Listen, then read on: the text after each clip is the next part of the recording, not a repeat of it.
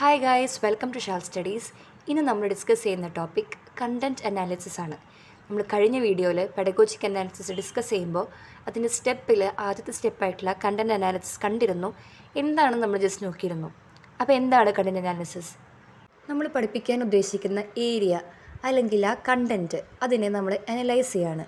Analyse ചെയ്യുക എന്ന് പറഞ്ഞു കഴിഞ്ഞാൽ അതിൽ പുതിയ ടേംസ് വരുന്നുണ്ടോ, അല്ലെങ്കിൽ പുതിയ എന്തെങ്കിലും കാര്യങ്ങൾ വരുന്നുണ്ടോ, എന്തെങ്കിലും പ്രത്യേകിച്ചൊരു റൂൾസ് വരുന്നുണ്ടോ, അങ്ങനെ നമ്മൾ ആ കണ്ടൻറ്റിനെ കീറി പരിശോധിക്കുക എന്ന് വേണമെങ്കിൽ പറയാം. അത് നമ്മൾ മുൻകൂട്ടി ചെയ്യുന്ന ഒരു പ്രോസസ്സിനെയാണ് കണ്ടൻറ്റ് അനാലിസിസ് എന്ന് പറയുന്നത്. ഇത് നമ്മൾ ലെസൺ പ്ലാനിൽ വളരെ ഇമ്പോർട്ടൻ്റ് ആയിട്ടുള്ള സ്റ്റെപ്പാണ്. ലെസൺ പ്ലാനിൽ നമ്മൾ ചെയ്യുന്നത് നമ്മൾ എടുക്കാൻ പോകുന്ന ആ ദിവസം എടുക്കാൻ പോകുന്ന ഒരു ടോപ്പിക്ക് അല്ലെങ്കിൽ ആ പീരീഡിൽ നമ്മൾ എടുക്കുന്ന ഏരിയ, ആ ഏരിയനെ നമ്മളൊന്ന് പ്ലാൻ ചെയ്യാണ് ലെസൺ പ്ലാൻ ചെയ്യുന്നത്. അപ്പോൾ അതിൽ ഇമ്പോർട്ടൻ്റ് ആയിട്ടുള്ള ഒരു ഭാഗമല്ലേ നമ്മൾ അതിൽ കണ്ടൻറ്റ് അനാലിസിസ് ചെയ്യുക എന്ന് പറയുന്നത്. കണ്ടൻറ്റ് അനാലിസിസിൽ എന്തൊക്കെ കാര്യങ്ങളാണ് വരുന്നത് നമുക്ക് നോക്കാം. Terms, facts, concept, principles, rules, process and theories. നമ്മൾ എടുക്കാൻ പോകുന്ന കണ്ടൻറ്റിൽ ഇത്രയും കാര്യങ്ങൾ വരുന്നുണ്ടോ, പുതിയ ടേംസ് വരുന്നുണ്ടോ, ഫാക്ട്സ് ഏതൊക്കെയാണ്, കോൺസെപ്റ്റ് എന്താണ്, പ്രിൻസിപ്പിൾസ് എന്തെങ്കിലും ഉണ്ടോ, റൂൾസ് ഉണ്ടോ, ഇനി പ്രോസസ്സ് ഉണ്ടെങ്കിൽ അതെന്താണ്, തിയറീസ് ഉണ്ടോ, ഈ കാര്യങ്ങളെല്ലാം നമ്മൾ മുൻകൂട്ടി അനലൈസ് ചെയ്ത് വയ്ക്കുകയാണ്. ആദ്യമായി വരുന്ന പോയിൻ്റാണ് ടേംസ്.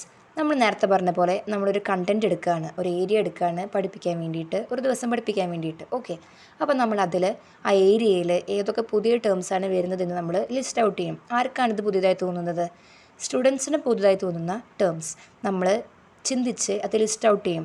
ഫോർ എക്സാമ്പിൾ, നമ്മൾ ഓൺടർപ്രണർഷിപ്പ് ഡെവലപ്മെൻ്റ് ആണ് എടുക്കാൻ പോകുന്ന ടോപ്പിക് എന്ന് വിചാരിക്കുക.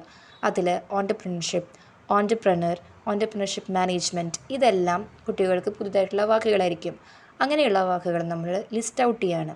Okay, next one is facts, വസ്തുതകൾ. ഇപ്പോൾ നമ്മൾ സയൻസിലൊക്കെ പറയുമ്പോൾ സൂര്യനെ ചുറ്റി ഭൂമി തിരിയുന്നു, അങ്ങനെയുള്ള കാര്യങ്ങളാണ് മെയിനായിട്ട് ഫാക്ട്സിൽ വരുന്നത്. നമ്മൾ കൊമേഴ്സ് സബ്ജക്റ്റിൽ ഫോർ എക്സാമ്പിൾ പറയുകയാണെന്നുണ്ടെങ്കിൽ communication is sending message verbally or non verbally, അത് തന്നെയാണ് കമ്മ്യൂണിക്കേഷൻ അല്ലേ. അത് നമുക്കൊരു ഫാക്റ്റായിട്ട് അവിടെ പറയാം.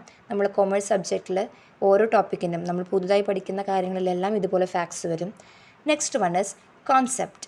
കോൺസെപ്റ്റ് നമുക്ക് സിമ്പിളായി പറയുകയാണെന്നുണ്ടെങ്കിൽ multiple facts R combining meaning എന്ന് വെച്ച് കഴിഞ്ഞാൽ ഒരുപാട് ഫാക്ട്സുകൾ നമുക്കുണ്ടായിരിക്കും.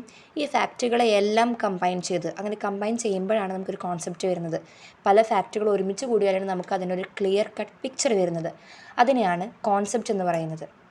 Generalised mental image about something. Next one is principles, rules to follow എന്ന് വേണമെങ്കിൽ അങ്ങനെ പറയാം. ലിങ്കേജ് ഓഫ് മൾട്ടിപ്പിൾ കോൺസെപ്റ്റ്, നമ്മൾ നേരത്തെ പറഞ്ഞ കോൺസെപ്റ്റുകൾ, കുറേ കോൺസെപ്റ്റുകൾ നമ്മൾ ലിങ്ക് ചെയ്യാണ്. ഓക്കെ, ഇതിനെ ഗൈഡ് ലൈൻസ് എന്ന് പറയാം. ഓക്കെ, ഇത്രയും മനസ്സിലാക്കി വയ്ക്കുക. പ്രിൻസിപ്പിൾ എന്ന് പറയുന്നത് മൾട്ടിപ്പിൾ കോൺസെപ്റ്റ് ലിങ്ക് ചെയ്യുന്നതാണ്, ഇത് ഗൈഡ് ലൈൻസ് ആണ്. ഓക്കെ, ഇനി നെക്സ്റ്റ് വൺ വരുന്നത് റൂൾസ്. എസ്റ്റാബ്ലിഷ്ഡ് പ്രിൻസിപ്പിൾസിനെയാണ് റൂൾസ് എന്ന് പറയുന്നത്. എന്ന് വെച്ച് കഴിഞ്ഞാൽ നമ്മളിത് സ്ട്രിക്റ്റായിട്ട് ഫോളോ ചെയ്യണം, അങ്ങനെ വരുന്ന കാര്യങ്ങളാണ് റൂൾസ് എന്ന ഹെഡിങ്ങിൽ വരുന്നത്. Next one is process. Process എന്ന് പറയുമ്പോൾ ഒരു സീക്വൻഷ്യൽ ഓർഡർ ഉണ്ടായിരിക്കും. നമ്മൾ എക്സാമ്പിൾ പറയുകയാണെന്നുണ്ടെങ്കിൽ പ്ലാനിങ് പ്രോസസ്സ്, അതിൽ ഫസ്റ്റ് ഇന്ന സ്റ്റെപ്പ് ചെയ്യണം, സെക്കൻഡ് ഇന്ന സ്റ്റെപ്പ് ചെയ്യണം, അങ്ങനെ പറഞ്ഞൊരു കറക്റ്റ് ഓർഡർ ഉണ്ടായിരിക്കും. The next one is theories. ഓരോ സബ്ജക്റ്റുകളും നമുക്ക് പല തിയറീസ് ഉണ്ടായിരിക്കും അല്ലേ. ഇപ്പോൾ കൊമേഴ്സിലും ഒരുപാട് തിയറീസ് വരുന്നുണ്ട്. എക്സാമ്പിൾ പറയുകയാണെന്നുണ്ടെങ്കിൽ need hierarchy theory, A systematic explanation or frame work, ഇതാണ് തിയറി കൊണ്ട് ഉദ്ദേശിക്കുന്നത്.